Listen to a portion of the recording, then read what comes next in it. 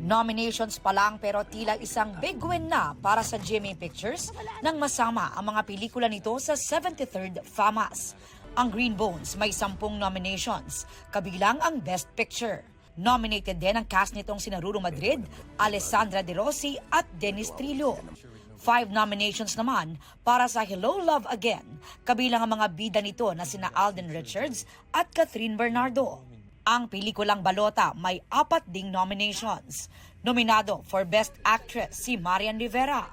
For Best Supporting Actor naman, ang PBB second big placer na si Will Ashley na ikinagulat ang balita. Ito raw ang bumungad sa kanya pagkatapos ng opening ng The Big Collab FanCon.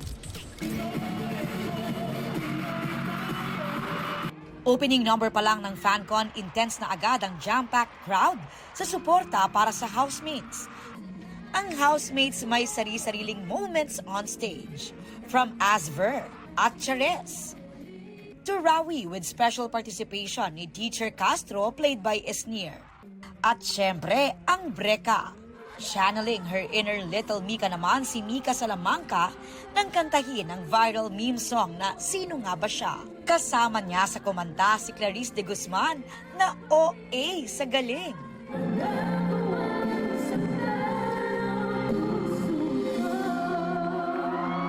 OA din ang kilig na hatid ng mga ship sa PBB Celebrity Collab Edition. From Breka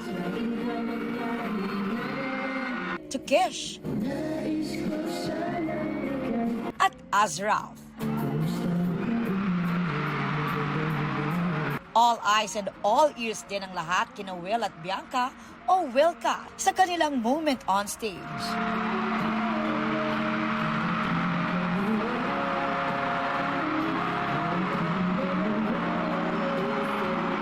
Atake rin ang biglang pagdating ni Dustin na kinakiligan ng Dasbia fans.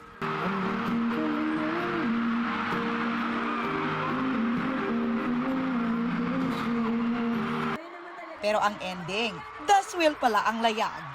Maya-maya, enter frame si Mom with her iconic line. Sorry kung tinapakan ko yung love team nyo, ha? Araneta, sabay-sabay! Meron ding performances from the girls na literal glowing on stage in their neon looks. Lumakas pa ang hiyawan sa pa-apron show ng PBB Big Boys. May puksaan pa sa aktingan mula sa dating child stars na sina Will at Cyril. Bakit mo sinusumbat sa akin? Kasalanan ko bang mas matanda ka? Spotted sa event sina GMA Network Senior Vice President Attorney Annette Gozon Valdez, Sparkle First Vice President Joy Marcelo.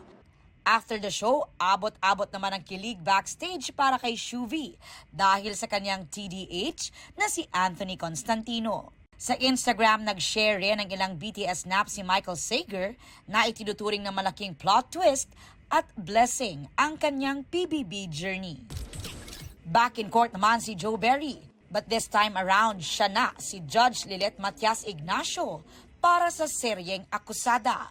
Mixed emotions ng kaba at excitement si Joe dahil ibang-iba raw ang role niya bilang isang judge. Sobrang laki po ng magiging role niya kasi sa kanya nakasalalay kung anong mangyayari kay Carolina Astor, kaya abangan niyo po lahat yan. Maliban sa kanyang pagdating, ano pa kaya ang dapat abangan sa serye? May malaking magaganap na magbibigay ng changes talaga sa buhay ng lahat. Para sa GMA Integrated News, ako si Aubrey Carampel, ang inyong saksi.